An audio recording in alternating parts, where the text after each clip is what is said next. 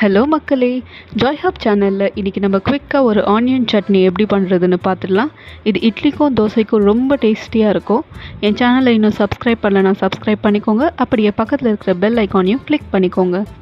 ஒரு பெரிய சைஸ் வெங்காயம் எடுத்து மீடியமாக டைஸ் பண்ணிக்கோங்க. 10 பல்லு பூண்டு, 1 இன்ச் அளவு இஞ்சி, அதையும் துண்டு துண்டாக நறுக்கிக்கோங்க. ஒரு கைப்பிடி அளவு புதினா எடுத்துக்கோங்க. 3 காஞ்ச மிளகாய், காரம் வேணும்னா இன்னும் 1 கூட சேர்த்துக்கலாம். கொஞ்சோண்டு கல் உப்பு, கொஞ்சம் உளுத்தம்பருப்பு ஒரு 2-3 ஸ்பூன் அளவு எடுத்துக்கோங்க. அப்புறம் புளி ஒரு சின்ன நெல்லிக்காய் அளவு எடுத்துக்கோங்க. புதினாவை முதல்ல தண்ணியில் போட்டு நல்லா வாஷ் பண்ணி மண் போகிற அளவுக்கு வாஷ் பண்ணி எடுத்து தண்ணியை நல்லா பிழிஞ்சு எடுத்து வச்சுக்கோங்க. அப்போ தான் நீங்கள் வறுக்கும் போது தண்ணி அதில் வராது. இப்போ ஒரு கடாய் எடுத்து வச்சுக்கோங்க. ஸ்டவ்வை ஆன் பண்ணிவிட்டு ஒரு 2-3 ஸ்பூன் அளவுக்கு எண்ணெய் விட்டுடுங்க. நாங்கள் கடலை எண்ணெய் யூஸ் பண்ணுவோம். நீங்கள் என்ன ஆயில் யூஸ் பண்ணுறீங்களோ குக்கிங் ஆயில் கூட நீங்கள் போட்டுக்கலாம். நல்லா எண்ணெய் சூடு ஏறினதும் முதல்ல உளுத்தம்பருப்பு போட்டுக்கோங்க. உளுத்தம்பருப்பை நல்லா வதக்கிக்கணும். கோல்டன் கலரில் வரணும் உளுத்தம்பருப்பு, ரொம்ப தீச்சிட வேணாம். மீடியம் ஃப்ளேமில் வச்சு நல்லா வதக்கிக்கோங்க. நல்லா கோல்டு கலரில் வந்த உடனே காஞ்ச மிளகாய் நீங்கள் எத்தனை வச்சுருக்கீங்களோ அதையும் போட்டு கொஞ்சம் வறுத்துக்கோங்க. லைட்டாக உப்பனா மாதிரி வரும். அதுக்கப்புறம் புளி சேர்த்துக்கோங்க. புளியையும் கொஞ்சம் நல்லா வதக்கிட்டு அதுக்கப்புறம் நீங்கள் நறுக்கி வச்சுருக்கிற பூண்டு, இஞ்சி, ஆனியன்ஸ் எல்லாத்தையுமே சேர்த்துக்கோங்க. சேர்த்துட்டு நல்லா வருங்க.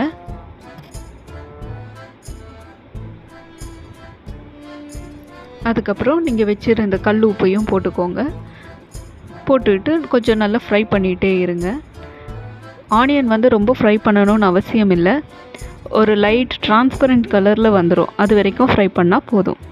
சிட்டிகை மஞ்சத்தூள் சேர்த்துக்கோங்க. எந்த வெஜிடபிள் வறக்கும் பொழுதும் நான் கொஞ்சம் சிட்டிகை மஞ்சத்தூள் சேர்த்துக்குவேன். இப்போ பார்த்திங்கன்னா ஆனியன் டிரான்ஸ்பரண்ட் ஆகிடுச்சு. இப்போ நம்ம புதினா சேர்த்துக்கலாம். இது கூட நீங்கள் கொத்தமல்லி, கருவேப்பிலை கூட சேர்த்துக்கலாம். நான் இந்த வாட்டி வெறும் புதினா தான் சேர்த்துக்கிறேன். நீங்கள் எதுவுமே புதினா, கொத்தமல்லி, கருவேப்பிலை எதுவுமே இல்லாமல் வெறும் ஆனியன் மட்டும் அதோட கூட முடிச்சிக்கலாம். புதினா நல்லா சுருங்கிடும். ரொம்பவும் வேகணும்னு அவசியம் இல்லை. சுருங்கிட்டதும் போதும். இப்போ ஸ்டவ் ஆஃப் பண்ணிடலாம்.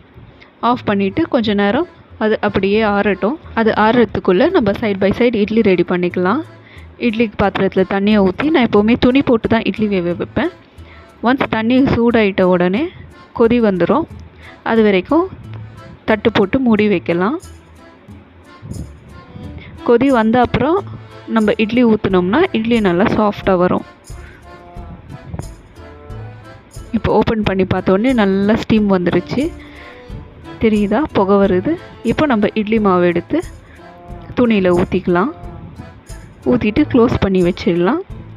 ஒரு 10 மினிட்ஸ்லலாம் இட்லி வெந்துடுங்க.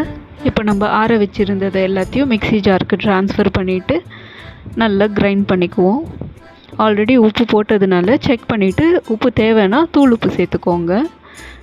கோர்ஸாக அரைச்சதும் அப்புறம் தண்ணி ஊற்றுங்க. ஸ்டார்டிங்லேயே தண்ணி ஊற்றுனீங்கன்னா சரியாக அரைப்படாது. இப்போ தண்ணி ஊற்றிட்டு கட்டியாக இருக்குது. இந்த ஸ்டேஜில் நீங்கள் டேஸ்ட் வேணால் செக் பண்ணிக்கோங்க. உப்பு பத்தலைன்னா இன்னும் கொஞ்சம் உப்பு போட்டுக்கலாம். தண்ணி கூட இன்னும் கொஞ்சம் வேணால் சேர்த்துக்கலாம். அதுக்கப்புறம் ஒரு சின்ன கடாய் வச்சு ஒரு 2-3 ஸ்பூன் எண்ணெய் விட்டு கடுகு, ஜீரகம், உளுத்தம்பருப்பு, கருவேப்பிலை இதெல்லாம் போட்டு நல்லா தாளிச்சிக்கோங்க.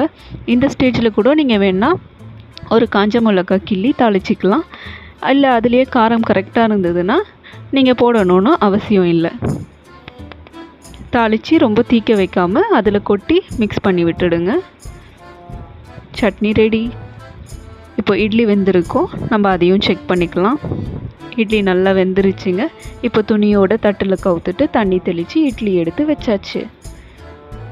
Idli with onion chutney ready. நீங்களும் ட்ரை பண்ணிங்கன்னா எப்படி இருந்ததுன்னு கமெண்ட் பண்ணுங்கள். தேங்க்யூ ஃபார் வாட்சிங்.